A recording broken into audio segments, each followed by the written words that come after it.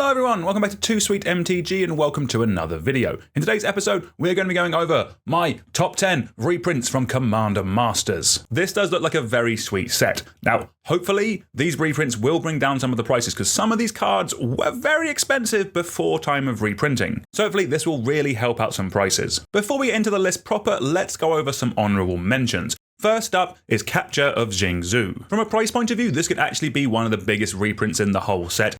But if I'm honest, we do already have two functional other versions of this card with Time Warp and Temporal Manipulation. So from a cool collector point of view, it's a nice reprint, but in terms of functionality, unless you specifically want the third one of these, you can do cheaper elsewhere. But still nice to see it as a reprint as it was a very silly expensive card. In a similar vein, from one of the Portal sets, we have Sun Quan, Lord of Wu. This was a very expensive card that, built as a commander, will be quite fun, if not a little bit on the rails. But still good to have a bunch of new people have access to this card for the first time so they can give it a go and live that horsemanship life. Next in honorable mentions is Twilight Prophet. This is Commander's answer to Dark Confidant. It's a very powerful card draw and drain spell that was always just slightly too expensive for me to ever bother picking one up, but hopefully this reprint brings down that cost a little bit. Like Twilight Prophet, Fairy Artisans is another one that I'm glad to see having a reprint. It was always slightly too expensive for me to pick up. This is a really fun clone effect that copies the last non-token creature that came into play. It scales really nicely with your opponent's decks and always seemed like a really cool card that I wanted to try out, but it was always around the $10 to $20 mark, and that was a bit pricey for a card I want to try out. The last honorable mention would have been on the list proper if it was in the main set, and that is the Chain Veil. This is unfortunately in just one of the pre-con decks, it's not available in the main draft set, so its price won't unfortunately be affected too much by this reprint. But this is a phenomenal card. It literally goes in every Super Friends deck. It just does so much that hopefully it sees a proper reprint soon, so everyone who wants it can get their hands on it. Okay. With the honorable mentions out of the way, let's get into the list proper. At number 10, this one might surprise people. At number 10, we have Jeweled Lotus. Jeweled Lotus is 0 mana for an artifact. It has tap and sack it to add 3 mana of any one color. You can spend this mana only to cast your commander. Now, I'm very aware this one probably should be higher just because of how many decks in theory it can go into.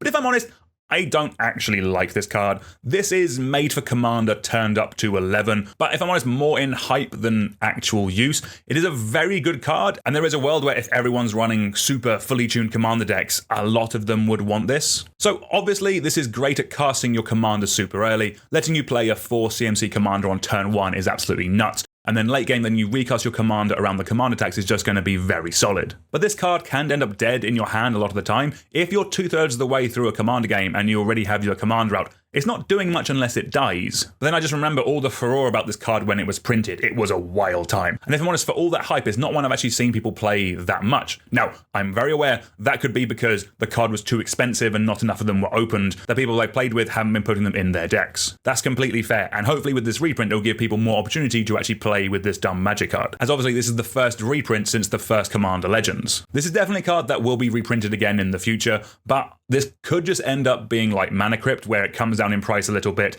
then goes back up a couple of months later. I guess only time will tell. It had to be on this list, but as I said, I'm not a massive fan of this card. That's why it is only at number 10. But let's move on to number 9 now. At number 9, we have Personal Tutor. It is a single blue for a sorcery. Search your library for a sorcery card, reveal it, then shuffle, and put the card on top. This is the first ever reprint of Personal Tutor since its original printing back in original Portal. This card should be around a $5. If Mystical Tutor is $15, then this card should be way cheaper than that. This is very niche, it just tutors for sorceries, and itself is a sorcery, so without any card draw, you are waiting a whole turn cycle to get the card that you've tutored for. But it's just a single blue mana to do this. There are plenty of decks that care about the top of your library, and also plenty of combo pieces that this gets as well. So this definitely will see a decent amount of play, and it's good that this reprint is just a rare, means more people will get access to it, and it's about damn time that this card was reprinted. Which brings us on to number 8. We have Ulamog the Ceaseless Hunger. It is 10 generic mana for a legendary creature Eldrazi. It is a 10/10. And it has, whenever you cast this spell, exile 2 target permanents. It also has Indestructible, and whenever Ulamog the Ceaseless Hunger attacks, defending player exiles the top 20 cards of their library. There is an argument that this is the biggest, dumbest thing that a lot of players want to be getting into play in Commander, in your average cheat or big mana style of deck. Yes, Blightsteel Colossus is also up there, but that card's more miserable, blah blah blah blah. But Ulamog is definitely up there as well. It comes in, it exiles 2 things, protects itself. When this card comes into play, it does so much, and then when it attacks, It is alarming how good of a removal spell exiling 1/5 of someone's library is. They are not getting those spells back, and what's even more wild is that this is the first reprint outside of a secret layer. I can really see why this card has gone up in price so much, and again, hopefully this reprint helps bring down the cost to make it just a little bit more manageable for people. From one chunky lad to another, at number 7 we have the Dragon. It is 4 and a Wooburg for a 10/10 flying legendary creature dragon avatar. It has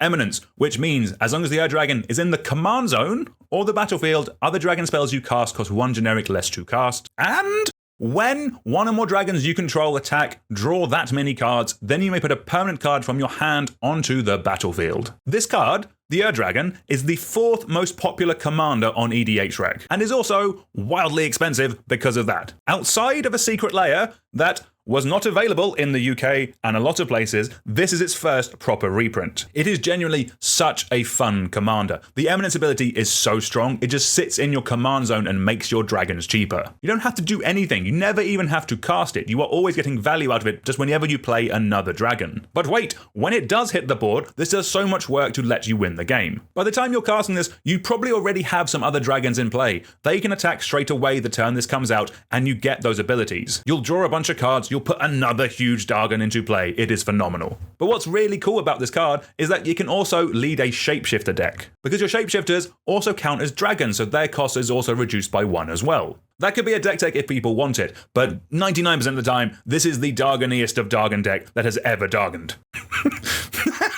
I'm sorry, I don't know why I said it that way. Do you love beefy flying death, except no substitutes? From Flying Death to Spider Death, at number 6 we have Arachnogenesis. It is 2 and a green for an instant that says, create X 1/2 green spider creature tokens with reach, where X is the number of creatures attacking you. Prevent all combat damage that would be dealt this turn by non-spider creatures. Another card that has got wildly expensive very quickly over the last couple of years, and again, this is its first proper reprint. I have been on both sides of this card. It is infuriating when this happens to you, and your hard, well-planned Craterhoof Behemoth turn gets nerfed by one player. But then obviously, it is fantastic when you get to do it. You generally feel so smart and untouchable. It is genuinely so satisfying when that person is attacking you, the smug look in their face, the light dies behind their eyes as their board is blocked by Spider Death. And on top of all that, this is one of the best cards out there for a spider deck. And this reprint is coming a set after we just got a really cool new spider commander in Shelob from the Lord of the Rings set. It is going to be fantastic for more players to have access to this card. We have another green spell at number 5 with Finale of Devastation. It is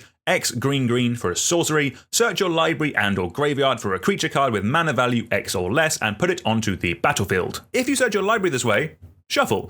If X is 10 or more, creatures you control get +X and gain haste until end of turn. So this card is fantastic in Commander, but a bunch of other formats as well, so I'm hoping this reprint helps those players out, as this is another first reprint of a card that hasn't even had a secret layer yet. This is probably one of the strongest cards for like a big mana deck or a token go wide deck. The fact that this card is Natural Order and Craterhoof kind of almost stapled together in one card is kind of insane. As well as also, if you're no fun, you can tutor up a combo with it, I guess. This card really needed a reprint, as it's almost an auto-include in any kind of green creature-based deck, which is a lot of what green is trying to do most of the time anyway. Absolutely love this card. Which moves us on to number 4, Loyal Retainers. It is 2 and a white for a 1/1 creature human advisor. It has sacrifice it to return target legendary card from your graveyard to the battlefield. Activate only during your turn before attackers are declared. That is definitely some Portal 3 Kingdoms rule text there. Like a lot of the cards we're going to be talking about today, this is Loyal Retainer's first proper reprint out of like promos or like the Commander Arsenal. And this is such a cool effect. White decks will absolutely love having access to this card. Yes, they already had access to it technically, but Portal 3 Kingdoms is very expensive. This is honestly potentially the best white reanimation effect out there. And hopefully it'll lead to some more really cool reanimated decks based in white. But outside of that, just the base level,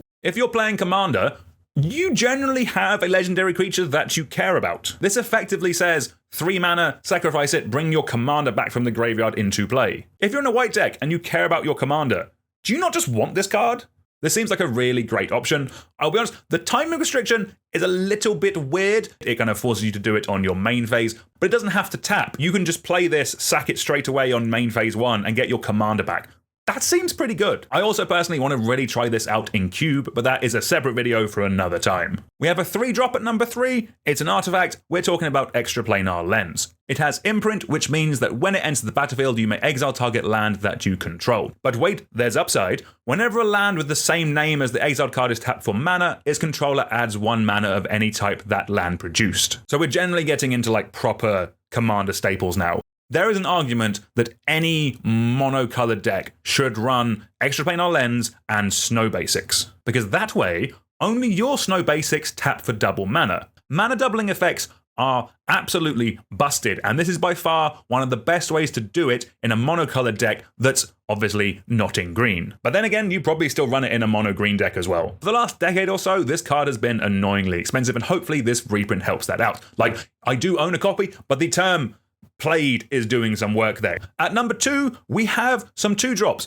We're cheating a little bit by putting 5 of them on here because there's a cycle. We're going to be talking about the Medallion cycle. That's right, Pearl Medallion, Sapphire Medallion, Jet Medallion, Ruby Medallion, and Emerald Medallion have all got a reprint, and they're all at rare, so hopefully the price won't be too high afterwards. There's one for each color. We'll read out Pearl Medallion. This is the white one. Pearl Medallion is 2 generic for an artifact. White spells you cast cost 1 generic less to cast. They all work in that way, but for their different respective colors. Another one for the monocolored decks here. You can definitely tell it's been a long time since they printed some monocolored Commander decks, because by God, these cards have got really expensive. These are somewhere between $20 and $40. That is wild. Because again, these are effectively staples in monocolored decks. I generally hope this cycle of reprints helps bring down the cost of all of these cards, and especially to make monocolored decks more attainable, as these cards are just so good in those decks. They're effectively mana rocks that work on your colored spells. But because they don't need to tap, they just sit there. They make multiple spells in a turn cheaper. They come down super early, and then for the rest of the game, you're more likely to be casting multiple spells in a turn. These are phenomenal. They are staples. I'm glad that they're getting a reprint.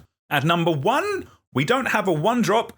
These cards are free to cast if you control your commander. That's right, we're talking about the free to cast cards from Ikoria. Yes, we're cheating again, but we're talking about Fierce Guardianship, Deadly Rollick, Deflecting Swat, Flawless Maneuver, and Obscuring Haze. All of these needed to happen at some point. I'm glad they're at least getting a reprint. I kind of like these to just be printed into the ground so that everyone has access to them, because these are effectively commander staples now. They're all spells that are free to cast as long as you control your commander. So Fierce Guardianship counters target non-creature spell. Deadly Rollick exiles target creature, which is a bit wild for a black removal spell. Deflecting Swat lets you choose new target for target spell or ability. Flawless Maneuver gives your whole team indestructible, which again, if you have your commander out, costs you no mana. And then Obscuring Haze is a fog. Okay, that's the worst one, I will admit, but the other 4 are really sweet. These cards are all super powerful. Like, we've seen how a card like Snuff Out has just shot up in price recently because people have realized that free spells are really good. There is definitely an argument of should these cards ever have been printed in the first place, because in the 100% fully tuned commander deck, these probably should be in there. They're free to cast if you have your commander. Like, can you generally think of a deck that wouldn't want to run these cards? The cat's already out of the bag with these cards. They've already been printed. They already exist. All we can do now is make them as cheap as possible so more people have access to them. And the fact that these are at rare gives me some kind of hope that the cost will come down at least a little bit to make them more attainable for people. Realistically, these are not cards that will appear in every commander deck that everyone owns. But it'd be nice for people to be able to own at least one of them, and hopefully this reprint set does this for a bunch of cards. Right, that is going to do it for the video. If anyone isn't aware, jump on the hype train, everyone. We are racing towards 100,000 subscribers. We only have about 96-ish or so thousand to go. So please subscribe, it would greatly help me out. But anyway, until next time, I will see you all soon. Goodbye.